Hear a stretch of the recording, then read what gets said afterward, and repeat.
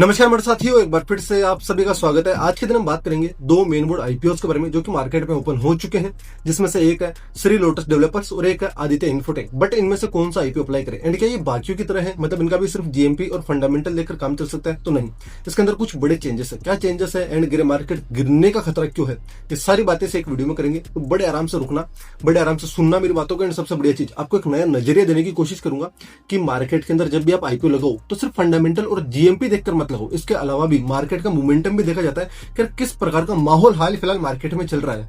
तो शुरुआत करेंगे आदित्य इन्फोटेक के आईपीओ के साथ, जिसका इशू साइज है 1300 करोड़ का। एंड इसके फ्रेश इशू की बात करता हूं, 500 करोड़ का फ्रेश इशू रहने वाला है एंड 800 करोड़ ओएफएस के थ्रू जाएगा, मतलब जो प्रमोटर माल बेचेगा उसके हाथ में ये हिस्सा जाने वाला है।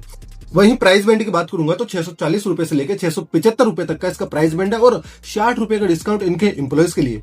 देन आईपीओ के रिजर्वेशन की बात करते हैं, यानी कितना हिस्सा एचएनआई के लिए है, कितना रिटेलर्स के लिए।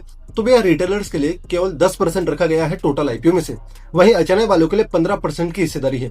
तो भाई साहब बाकी गया कहां? तो भाई साहब क्यूआईबी के लिए इन्होंने 75% का रिजर्वेशन रखा है, यानी कुल मिलाकर रिटेलर्स के लिए ये आईपीओ खुलने के चांसेस बहुत ही कम है। देन आईपीओ टाइमलाइन की हम बात करते हैं, 29 जुलाई के दिन ये आईपीओ मार्केट में ओपन होगा और 31 जुलाई के दिन ये आईपीओ मार्केट में बंद होगा।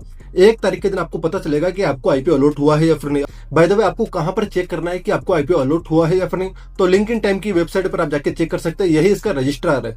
देन भाई ये तो हुई आईपीओ की बात। अब बात करते हैं बिजनेस और फंडामेंटल की। तो 7,911 करोड़ का कंपनी का मार्केट कैपिटलाइजेशन है। वहीं बिजनेस की बात करूंगा तो कंपनी मैन्युफैक्चरिंग करती है video security and surveillance product and अपने सॉल्यूशन और सर्विसेज प्रोवाइड करती है under the brand name CP plus, यानी शॉर्ट में बोलूं तो सीसीटीवी कैमरा बोलते हैं ना, ऊपर वाला सब देख रहा है, तो CCTV camera and securities camera company का मेन मेजर बिजनेस है। एंड इसके थ्रू कंपनी ने अच्छा रेवेन्यू भी जनरेट किया। 3,122 करोड़ का रेवेन्यू था फाइनेंशियल ईयर 2025 में। इसके अलावा 2024 में था 2,795 करोड़ का और 2023 में 2,295 करोड़ का। वहीं प्रॉफिट आफ्टर टैक्स की बात करेंगे, 108 करोड़ का प्रॉफिट 115 करोड़ और इससे जंप जाकर 351 करोड़ का, यानी कुछ ज्यादा जंप देखने को नहीं मिल रही आपको। लाइक रेवेन्यू में इतनी ज्यादा जंप नहीं थी, बट नेट प्रॉफिट में, प्रॉफिट आफ्टर टैक्स में कुछ ज्यादा ही जंप थी। इसका मतलब है कंपनी की अदर इनकम इस साल में देखने को मिली है। वहीं रिजर्व्स की बात करेंगे, 308 करोड़ से 421 करोड़ और अभी लगभग 1000 करोड़ के रिजर्व्स एंड सरप्लस देखने को मिल रहे हैं। वहीं कर्जा कंपनी के ऊपर 412 करोड़ का हाल फिलहाल चल रहा है। देन बात करेंगे ग्रे मार्केट प्रीमियम के बारे में, जो कि चल रहा है 38% का, जो कि अच्छा है। एक एचएनआई कैटेगरी के हिसाब से भी ठीक देखने को मिल रहा है, बट कैश में अप्लाई करें। देखो भाई, ये जो प्रीमियम है वो एचएनआई कैटेगरी के मुकाबले ठीक है, बट इसके अंदर एक बहुत ही बड़ा रिस्क है, जिसके बारे में इस वीडियो के आखिर में बात करेंगे। लेकिन इससे पहले 38% का प्रीमियम देख के मुझे जीएनजी वाला आईपीओ याद आ गया। तो एक बार आप मुझे कमेंट में बताना यार, मेरे जितने भी व्यूवर्स है, मैं भी तो देखो आखिर कितनों के आईपीओ अलॉट हुआ है और कितनों के नहीं, क्योंकि मुझे पता है ना खुलने वालों की संख्या ज्यादा है और ऑफकोर्स मैं भी उन्हीं में से हूं। तो हाँ भाई, मेरे भी आईपीओ अलॉट नहीं हुआ।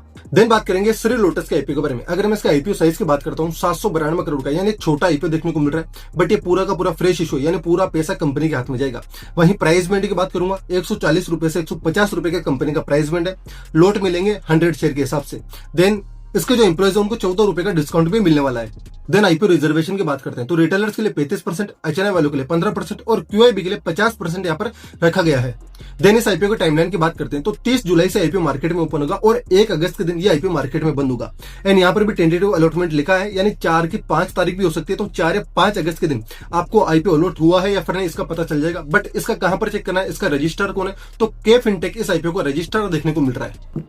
देन बात करेंगे कंपनी के फंडामेंटल्स और बिजनेस के बारे में। देखिए 7,330 करोड़ का कंपनी का मार्केट कैपिटलाइजेशन है। वहीं बिजनेस रियल एस्टेट वाली एक कंपनी है जो कि रेसिडेंशियल एंड कमर्शियल प्रॉपर्टीज का कंपनी काम करती है। इसके अलावा रीडेवलपमेंट प्रोजेक्ट के ऊपर भी कंपनी का फोकस है। इसी के साथ साथ कंपनी कौन कौन से सेगमेंट में, तो ये लग्जरी और अल्ट्रा लग्जरी सेगमेंट में ज्यादा फोकस बना के रखती है। देन कंपनी के रेवेन्यू की बात करते हैं तो फाइनेंशियल ईयर 2025 में 569 करोड़ का कंपनी ने रेवेन्यू जनरेट किया। वहीं 2024 में 466 का और 2023 में 170 के आसपास आप बोल सकते हैं 170 करोड़ का कंपनी का रेवेन्यू था। वहीं नेट प्रॉफिट की बात करते हैं, प्रॉफिट आफ्टर टैक्स भी आप बोल लो, जो कि 16 करोड़ से बढ़कर 119 करोड़ हुआ और अभी 227 करोड़ का देखने को मिल रहा है, जो कि बहुत ही अच्छा है। देन कंपनी के रिजर्व्स की बात करेंगे, जो कि बहुत अच्छे देखने को मिल रहे हैं। 28 करोड़ से 149 करोड़ और 888 करोड़ के रिजर्व्स प्रेजेंट में देखने को मिल रहे हैं। एंड एक और अच्छी चीज, कंपनी का जो कर्जा है, जिस प्रकार से प्रॉफिट्स बढ़ रहे हैं उसी प्रकार से कर्जा कम भी हो रहा है। 328 करोड़ का कर्जा 428 हुआ। देन इसके बाद में अब सीधा 122 करोड़ का कंपनी को कर्जा देखने को मिल रहा है। देन इसके जीएमपी की बात करता हूँ, केवल 26% का देखने को मिल रहा है। ऑफकोर्स मैंने केवल इसलिए बोला क्योंकि एचएनआई के लिए इतना अच्छा नहीं है। रिटेल कैटेगरी के लिए 26% का प्रीमियम ठीक होता है, एचएनआई के लिए थोड़ा अच्छा चाहिए अपन को, लगभग 40 या फिर इससे ऊपर। खैर, अब बात करते हैं इस वीडियो के सबसे ज्यादा जरूरी टॉपिक के बारे में कि ग्रे मार्केट प्रीमियम या फिर ये जो जीएमपी है, ये सारे गिरने के चांसेस इतने ज्यादा क्यों है। देखिए दोस्तों, 30 जुलाई के दिन अमेरिकन मार्केट के हिसाब से आपको एफओएमसी मीटिंग का कंक्लूजन देखने को मिलेगा, और हमारे टाइम पीरियड के हिसाब से कितना बचता है, लेट नाइट, शायद रात की 1:30 या 2 बजे भी, मतलब समझ रहे हो, मतलब लेट नाइट हो जाता है। पवल जी की कमेंट्री देखते देखते शायद 2 भी बज जाती है कई बार। खैर, इसका जो रिएक्शन रहेगा हमारे मार्केट में वो रहेगा 31 तारीख के दिन, और इसके अलावा 1 तारीख के दिन आप सभी को पता है ट्रंप अपने टेरिफ को इंप्लीमेंट करने की डेट लेके बैठे हैं। अब देखते हैं वो इंप्लीमेंट करेंगे या फिर नहीं, ये तो वक्त बताएगा। लेकिन यहाँ पर है ना, जो पवल जी है वो पिस चुके हैं। कैसा? पहला उनका जो टारगेट था कि यार इन्फ्लेशन काबू में रहेगा तो वो रेट कट करेंगे, जो कि चल रहा है 2 से 3 के बीच में। बट दूसरी तरफ उनको अनसर्टेनिटी का भी खतरा है कि ट्रंप अगर टेरिफ लगाते तो इन्फ्लेशन का खतरा रहेगा, तो इसी के कारण उन्होंने पहले भी रेट कट नहीं किए। तो इस बार देखते हैं, अगर रेट कट नहीं होता, मतलब वो बोलते हैं ना एक प्रेशर की सिचुएशन के अंदर है, और इस प्रेशर के बीच में एक बार फिर से वो अपना कोई डिसीजन सुनाएंगे। अब देखते हैं किस प्रकार का एफओएमसी का डिसीजन रहता है, क्या वो रेट कट करते हैं या फिर नहीं। देन इसके अलावा पवल जी की कमेंट्री सबसे ज्यादा जरूरी रहेगी। देन ऑफकोर्स मेरे को पता है कई ऐसे बुद्धिजीवी है जिनको ऐसा लगता है कि इससे हमारे मार्केट पर क्या इंपैक्ट आएगा। तो भाई इंपैक्ट आएगा, अगर अमेरिकन मार्केट गिरेगा तो हमारे मार्केट पर भी इसका इंपैक्ट आता है। ऑफकोर्स मेरे को पता है हाल फिलहाल शायद आपकी किस्मत अच्छी चल रही हो या फिर शायद आपने इतना एक्सपीरियंस ना लिया हो, बट मार्केट के अंदर मैंने खुद ने देखा भाई 85% के प्रीमियम उड़कर केवल 20% पर कंपनियां लिस्ट हुई है। ऐसे इतने बड़े बड़े प्रीमियम उड़ जाते हैं, तो ये तो फिर भी यार 40% 26% है।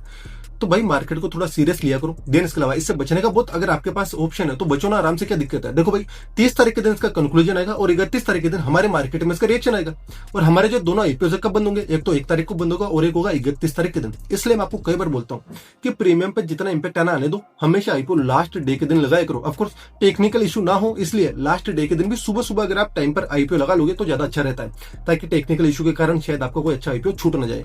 तो ठीक है दोस्तों, उम्मीद करता हूं इस वीडियो से आपको एक अच्छा नजरिया मिला होगा कि किस प्रकार से मार्केट के माहौल को देखा जाता है कि यार आने वाले दिनों के अंदर क्या पासा पलट सकता है या फिर नहीं। जैसा कि मैंने बताया भी एफओएमसी मीटिंग के कारण ऐसा हो सकता है। तो ठीक है, देन इसके अलावा एनएसडीएल और सीडीएसएल की बात करते हैं। ऑफकोर्स मैंने उसके ऊपर एक ऑलरेडी वीडियो बनाई है, तो एनएसडीएल का आईपीओ अप्लाई करना है या फिर नहीं वो तो उसके अंदर मैंने बता दिया, बट सीडीएसएल से रिलेटेड उसके अंदर क्या डिफरेंस है, ये दोनों चीजें मैंने एक ही वीडियो में बताई है, जिसको मैं ऊपर आई बटन पर दे रहा हूँ या फिर नीचे डिस्क्रिप्शन के अंदर इसका लिंक दे रहा हूँ। आप आराम से जाइए और उसको चेक कीजिए। देन लास्ट डे के दिन क्या सब चीजें नॉर्मल रहेगी या फिर नहीं, ये तो वक्त बता देगा, और इसके ऊपर मैं एक शॉर्ट वीडियो के थ्रू आपको अपडेट कर दूंगा। तो बस मेरे साथ बने रहना, मिलते हैं नेक्स्ट वीडियो के अंदर। जय हिंद गाइस।